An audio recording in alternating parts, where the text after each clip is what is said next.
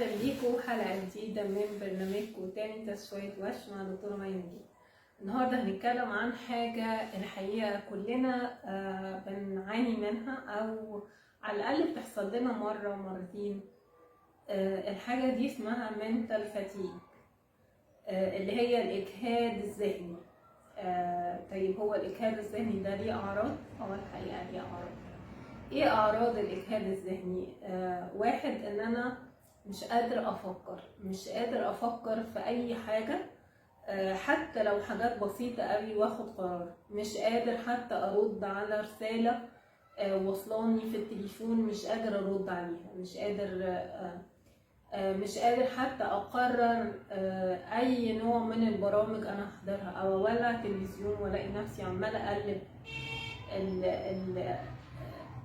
القنوات وانا ما عنديش قرار ان انا هحضر حاجه. دي عرض. العرض التاني ان انا مش قادر اركز في حاجه بعينها، حاسس باجهاد شديد لدرجه ان انا مش قادر اركز في حاجه بعينها. العرض الثالث اللي ممكن يكون هو ان انا مش قادر يبقى عندي دافع حتى ان انا اعمله، يعني ما عنديش حاجه واضحه في ذهني انا نفسي احققها. وده حاجة من حاجات الإجهاد الذهني.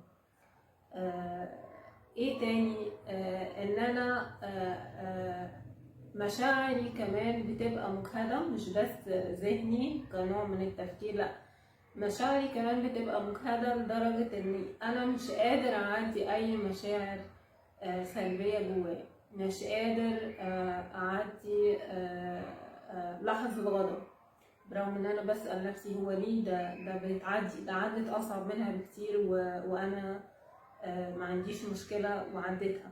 او مثلا لحظة احباط انا مش قادر اعديها ليه، برغم ان كان في اصعب من كده وعدى، لكن انا من كتر اجهادي الذهني انا مش قادر اعدي المواقف دي.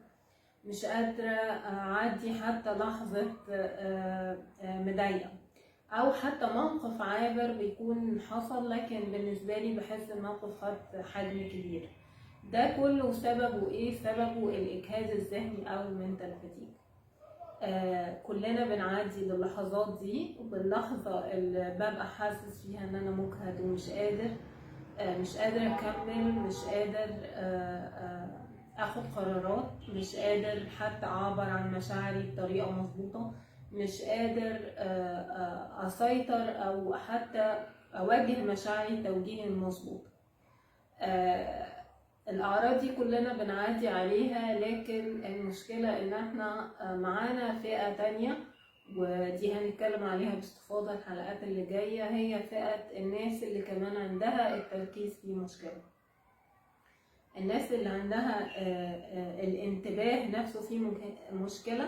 ده بيعمل نوع من التعب الشديد اللي بيخليهم حتى المرحلة بتاعة المنتال فاتيج اللي كلنا بنعدي عليها بتعدي عليهم أصعب، ومش بس أصعب، ومش بيبقوا عارفين يعدوا منها بالساهل. الحاجة التانية والسؤال التاني اللي احنا محتاجين نجاوب عليه برضو الحلقات اللي جاية هنلاقيه، هو ازاي يبقى عندي متانة نفسية جيدة بحيث ان انا اقدر اعدي الضغوط اللي بتيجي عليا.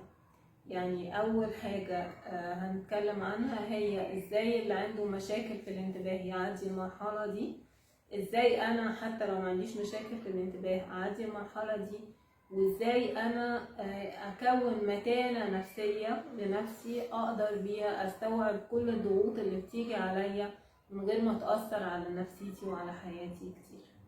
اشوفكم الحلقة الجاية من تاني تسوية وش، ونتكلم عن كل الحاجات